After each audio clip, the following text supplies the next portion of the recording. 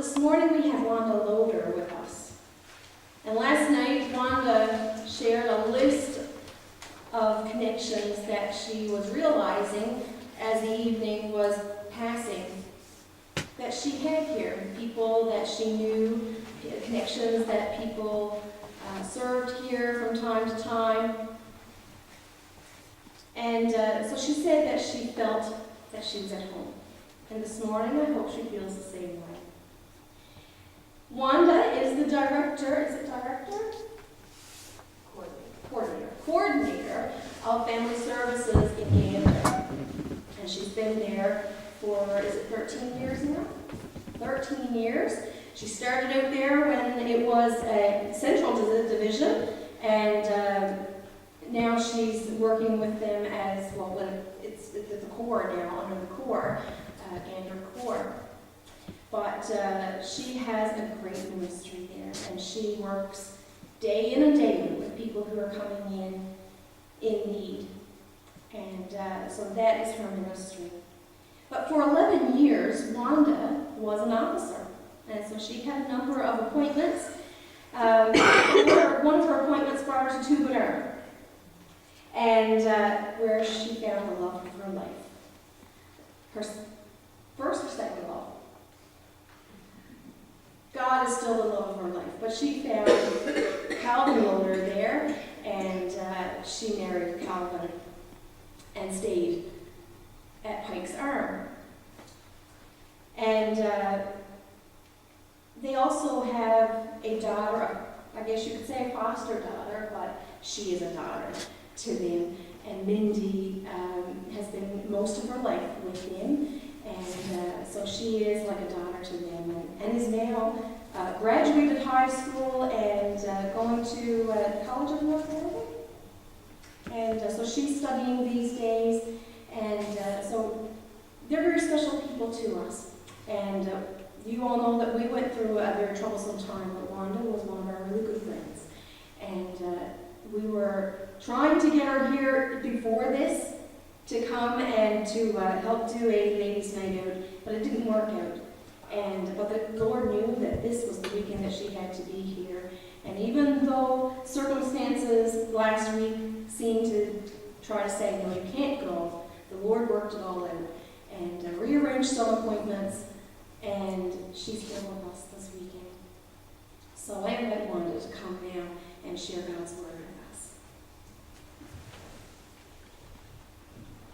Indeed, it is a privilege to be here today to share with you. And then I just looked down and I saw those Major Iplets come in the door, and it's Major Green Sparks. And I knew Manager Sparks years ago. I don't know if he remembers me or not, but it's another familiar face. This morning I want to share with you from the Word of God. And it's based on Psalm 139. And I'm not going to read the psalm right at this time, but I'm going to read selected verses as I go down through my message. Well, thank you, Lieutenant, for the kind words this morning. And I thought for a minute that she was going to steal some of my thunder, but she didn't steal it all. I would like to share with you a story about being chosen. 20 plus years ago, in June, I visited a friend of mine in a small community of Pike's Arm, or Tubular. I sat and chatted for a while, shared a meal together, and after the meal, a young gentleman offered to take me to my cousin's house. On the way home to my cousin's house, he looked at me and said, "Would you like to share dinner tomorrow?" It might be in those nice words, but that's what I heard. "Would you like to share dinner with me tomorrow night?" Well, I still remember that day and how excited I was because this young man wanted to take me out to dinner. He chose me. Well, I couldn't wait to call my friend and say, what had happened on the way home. And I remember calling her and saying, Fern, guess what? He asked me out for dinner tomorrow. And she said, are you going? I said, oh yes. So the next evening he came and picked me up and we shared a great evening together. We have shared a great number of meals together. We have shared many good times and some unpleasant, but we are still together. And I'm glad that day that he had chosen me. But you know what? I'm more excited. I'm more glad that someone else chose me before. And that someone was God. Nobody in the world can make us feel more special than being chosen. Each one of us here this morning, I'm sure, got our own story of being chosen and make us feel special because we were chosen. And there are many times when we not only are chosen, but sometimes we are rejected. And how disheartening that feeling is of being rejected. It doesn't matter if we are young children or older adults, whether it's being passed over for a certain solution or special honor, or it's being left out of a party invitation. It's heartbreaking, isn't it, to be rejected? In life, there are so many times when we are broken by the hurt of someone's rejection.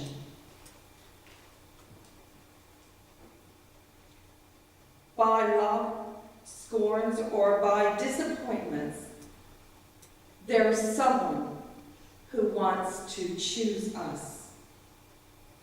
In our fallen world, the message that we get so often is that we are unwanted and we do not belong. The enemy often taunts us and says, you're a nobody. Nobody loves you. No one cares about you. The loneliness, the neglect, and the rejection causes us to cry out in distress. But God hears that cry. When the world says you do not belong, God's gentle voice of love calls us back. You do belong. You belong. You belong to me. I have chosen you. So if you don't hear anything else I say this morning, remember these words that God is saying to us. I love you, and you belong to me. I have chosen you, and I care for you. The truth is that God has chosen us before the creation of the world. Paul says to the Ephesians, in Ephesians 1, verses 4 to 5, that in love, God planned for our adoption through Jesus Christ. It is hard for us to even comprehend that the God of the universe, the creator, the governor, and the sustainer of all things, has chosen to lavish his love and grace upon you and me. In a world where the strong, the beautiful, the talented are hauled and praised about all the time. God acts to ensure that the least, the last and the least, the lost and the broken, the used and the abused, the unloved and the rejected will know that they belong to Him. They have been chosen by grace to receive the crown of life, to the object of God's love and redeeming power. As we look to Psalm 139 this morning, it tells us of the same pretty powerful truth concerning a God who has chosen us. It's a very beautiful and loving psalm. One commentator states that for all its height and depth, it remains intensely personal. That it's because it speaks of a massive God who loves and cares for us. A God who reaches down to choose each one of us. It humbles our hearts and leaves us in a awe of being chosen by God. Psalm 139 will help convince us of the truth as it gives us three things of being chosen by a loving Father, God. Number one, God has chosen to know you. Psalm 139, verse 1 to 6, and I'm reading from the paraphrase version. Lord, you have invested everything about me, and you are fully aware of every act and detail that makes me up. Your awareness of my every move amazes me. Whether I am sitting down or walking about, you see me. You can even read my thoughts before I think them. You know my comings and my goings. You are so personal. You recognize the things that are about me. My words are predictable to you. Nothing I say surprises you at all. I am surrounded by you.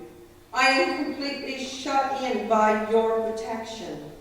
The loving touch of your hand is always on me. I constantly feel your gentle nagging at my life.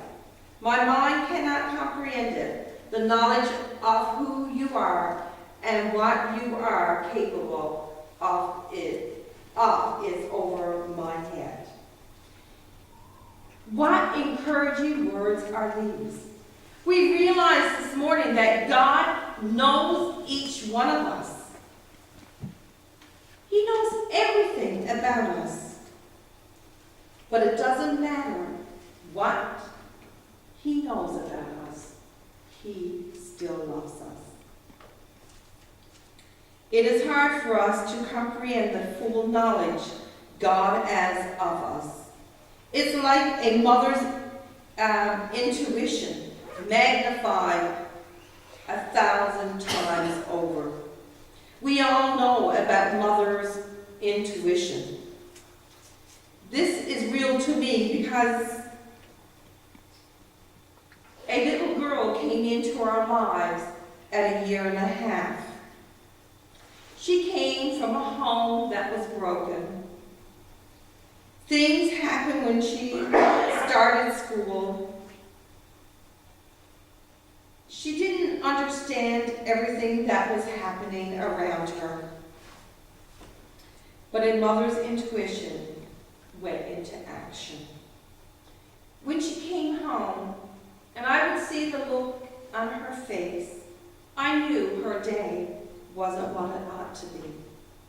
And I always wanted to hug her and say, I love you.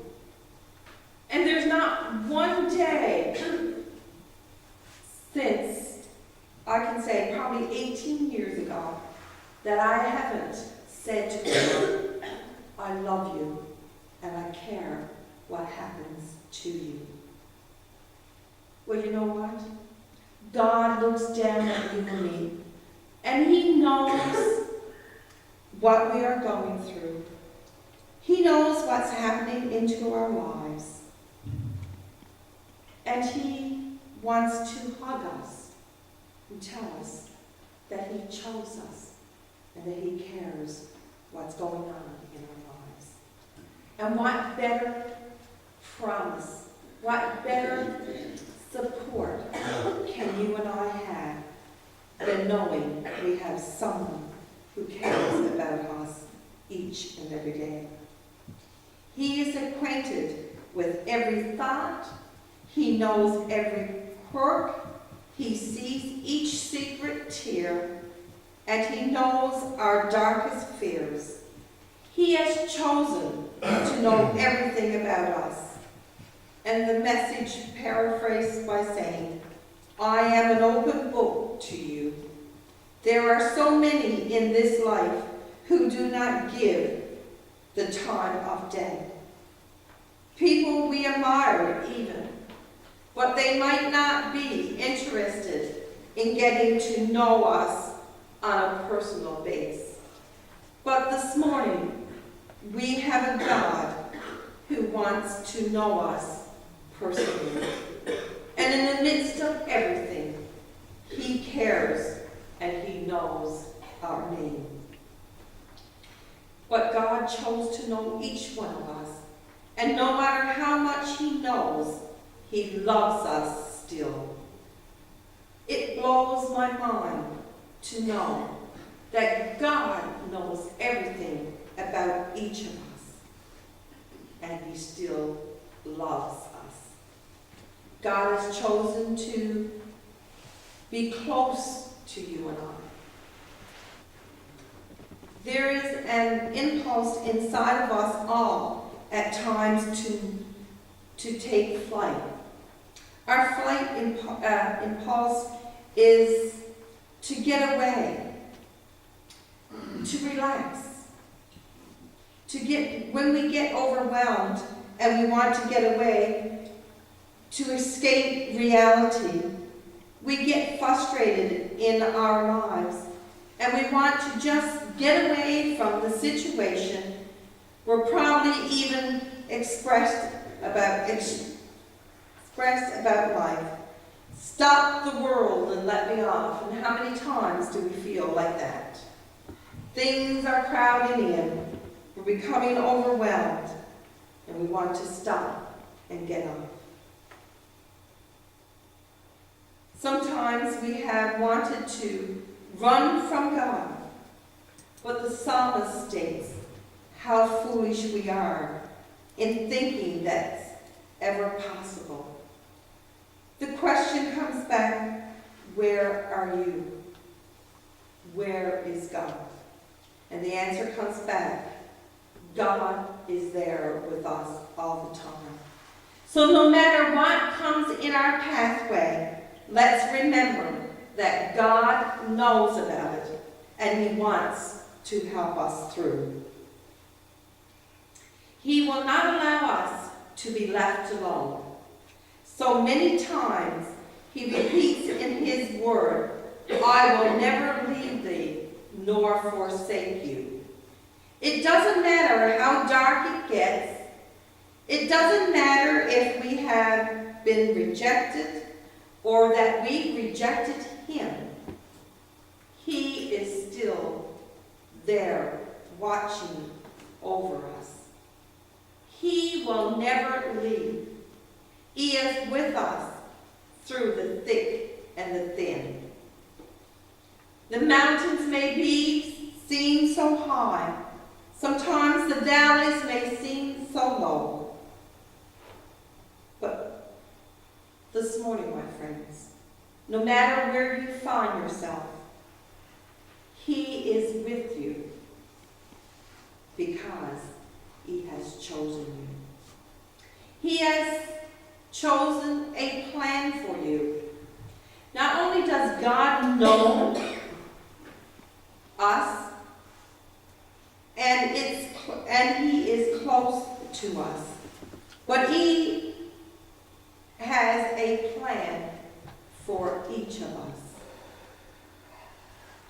God only plans the best for his children. He wants us to give him our lives, and in return, he will fill it with hope and joy and peace and contentment. God watches over us, and he puts his plan into action. He is planning for us a full abundance and blessed life for each of us. Yet so often we go in our own paths without consulting him, without submitting to his will day by day. And he doesn't, and we wonder why he feels so, still loves us, because he has chosen us.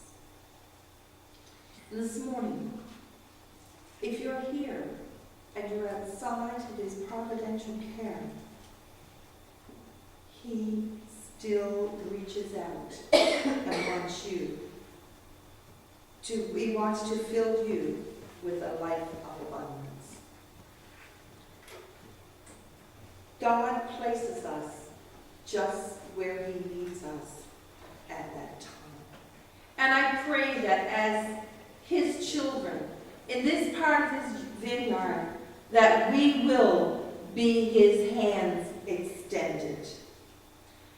That when the person walks in through our door, that we will make them feel welcome.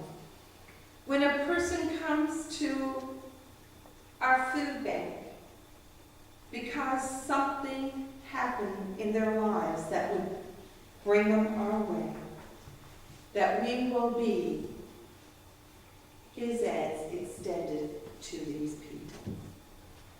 I pray that daily we will allow him to fill our lives to an overflowing so that we can reach out to others. God had a plan for each of us.